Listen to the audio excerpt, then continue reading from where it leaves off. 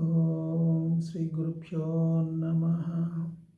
అందరికీ నమస్కారం. In this video, let us examine what is conscience. Conscience means a fixed pattern of rules of behavior. See, in our personal as well as social life, we observe certain people, they go on saying this word conscience. I cannot do certain thing as it is against my conscience. So like this, we will be hearing so many people using this coin to do any activity or to undertake any activity. See, this conscience is formulated unconsciously in every individual by the community around him in which he was brought up since his childhood. It includes his family, parents, and all others. So he has inculcated certain behavioral patterns from the people around him, and unconsciously he has come to certain conclusions in day-to-day life to do various things. So it is just like a map to the life. This conscience, they use it as a map in the life to do anything in the life. So, but the life has got many problems and which they surface in course of life at different stages. So the point is, when problem arises, how a man of conscience deals with those problems, and in dealing with conscience, is he deriving happiness or suffering? That is the vital point for us now. So a man who acts according to his conscience certainly loses all his happiness at every stage and in every situation in life, because whatever the conscience he has developed, the life does not fit into that conscience, because life is a flow.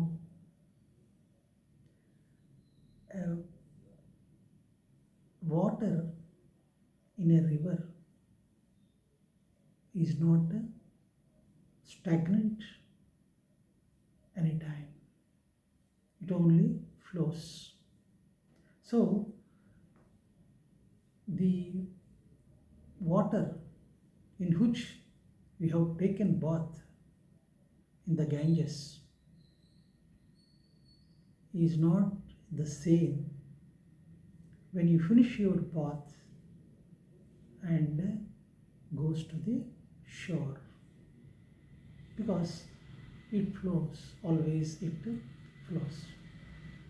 Similarly, any situation in life is afresh and new. So, when the problem arises with your old conscience, you will not be able to deal with the problem harmoniously in any way. So, for example, a, a boy from a certain family, religious family, goes to Tibet to learn Buddhist scriptures. So, the climate in which he was living is very hot. And now, from this hot zone, he moves to that place, that is Tibet, where the climate is cold. So, according to his conscience, which has already been developed in him, he has to get up early in the morning, take bath, then he has to offer prayers, and after prayer, he has to take his food. But now, in Tibet, the climate is entirely different. It is very cold. So, he could not take bath before sunrise in the morning. Consequently, he could not pray, and also he cannot eat because the prayer has not been done. So, if he takes the bath in cold water, the situation will be dangerous. So, he is not dear enough to take bath in the cold water, and he feels very much guilty for having not taken the bath and for having not offered the prayer on that day. So he could not adjust to the new climate, and he returned back home.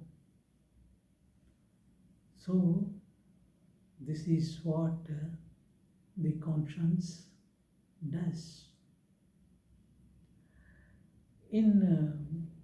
According to the Tibetan scriptures, one bath in a year is enough for them. But whereas in other zones, it is entirely different. So, like that, a Jaina monk who has come to the hot zone and is not habituated to take bath naturally daily. So, when he came to the hot zone to meet a master, and when he was told to take at least a sponge bath, he took the sponge bath, but he was repenting very badly, because for having taken that sponge bath, and it seems he has fasted for about 3 days in repentance for having done that unholy act. So, this is what the conscience works. This is how people suffer because of the conscience. Because the people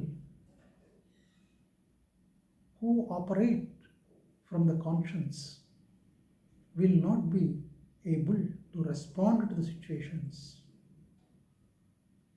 respond to the real situations anymore. So, whereas consciousness responds to the reality. This is the difference between conscience and consciousness. So, a man rooted in conscience will not be able to grow his consciousness anymore. So, when problem arises in life, the man of conscience only reacts to the situation and makes himself unhappy and also people around him unhappy. And the root cause of all their suffering is their conscience. A man of consciousness responds to the reality of the situation because the situations and the problems in life at various stages are very much new, and with your old conscience you cannot be in harmony with those situations which have surfaced in life. So,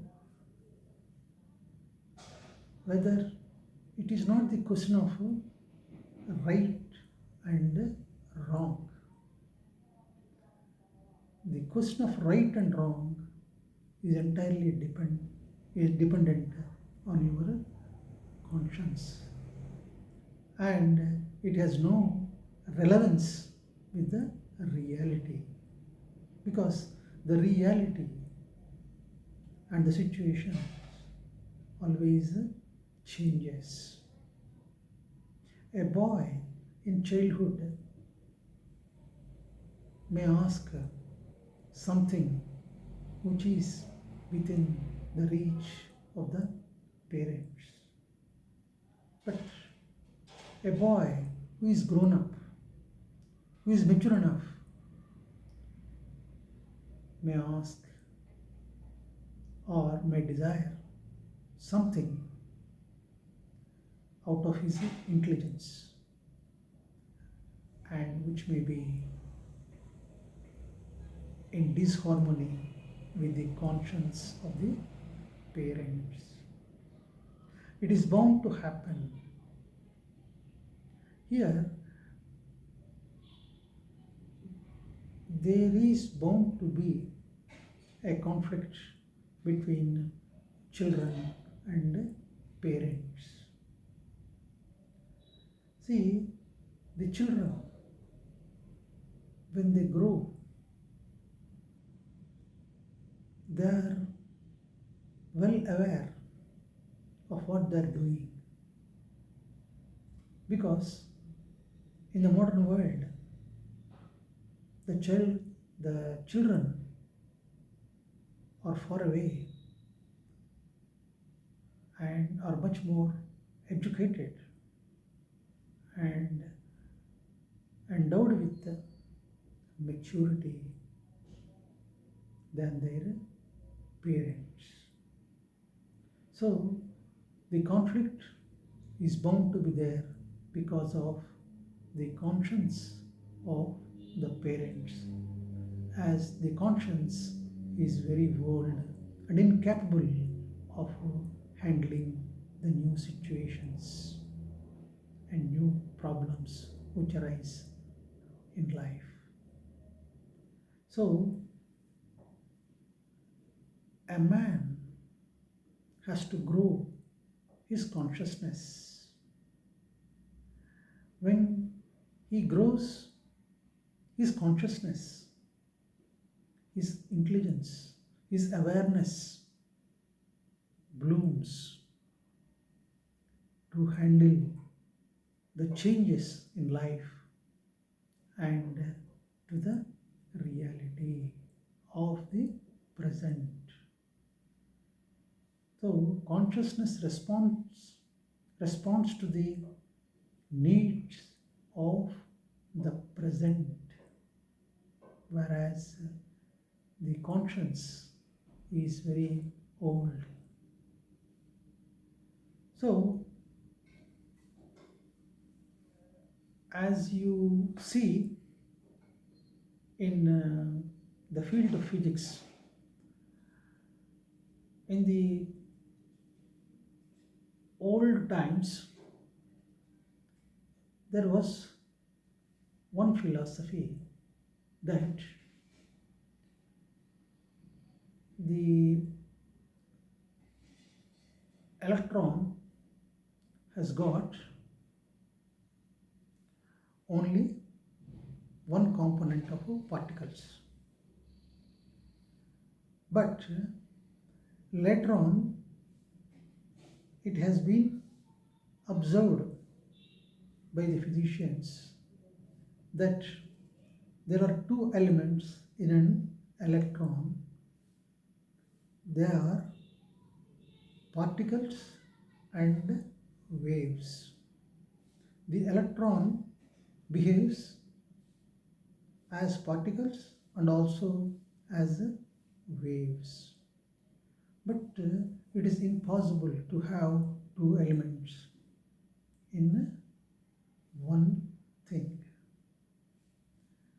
So, but later on, it has been proved that the electron has got the two components, that is particles and wave. It behaves as particle and also as a wave. The electron behaves in both ways.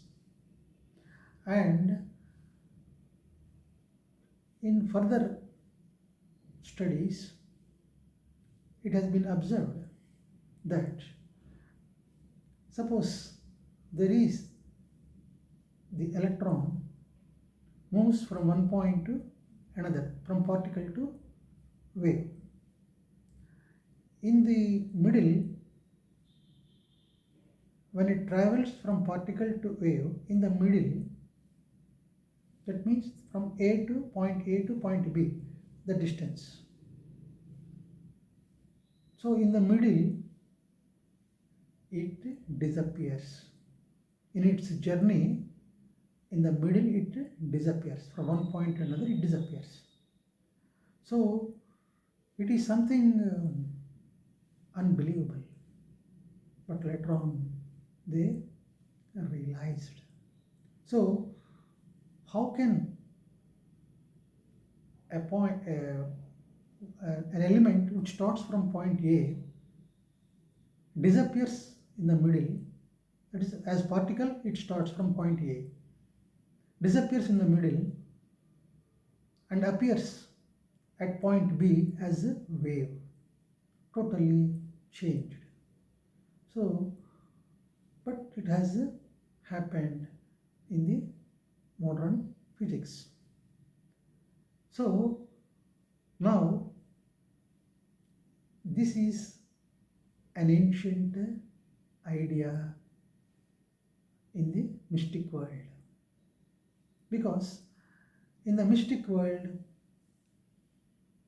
from nothing something comes,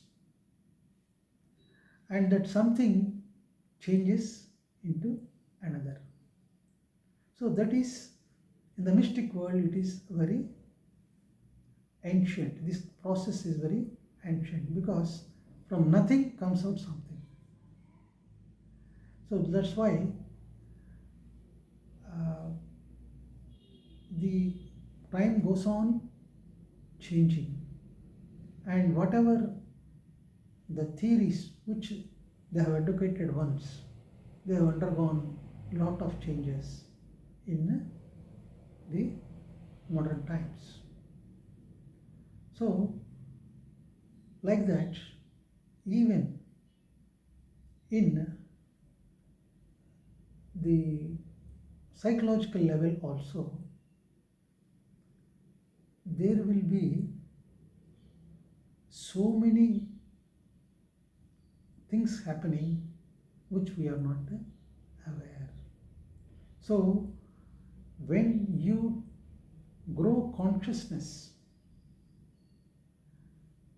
and drop all your conscience, which is nothing but a basket of all your emotions, feelings, and all that. So once you go on dropping the layers and layers of those perceptions formed unconsciously since childhood, you will be able to know yourself and grow the consciousness. And what is the way? The way is only through inquiry, contemplation, and meditation.